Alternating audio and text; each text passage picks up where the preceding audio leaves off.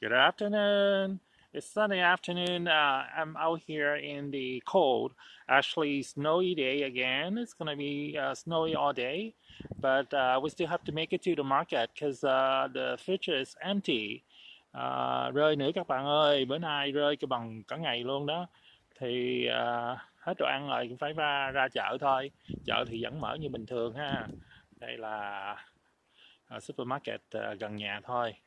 Thì đi cái căn nào gần nhất thôi. Bữa nay rơi rất là nhiều từ sáng tới giờ rồi á, chưa ngưng nữa.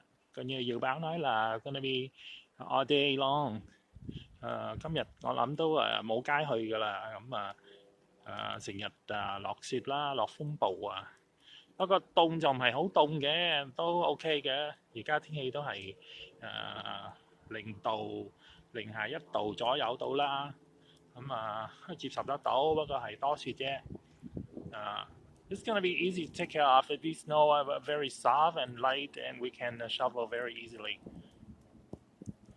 So chụp cho các bạn coi nha. Đây là bến cảng đó, chứ không phải mịt mù giống vậy đâu. Nếu mà trời trong xanh á thì có thể thấy được bờ hồ đẹp lắm, thấy được cái view của city nữa.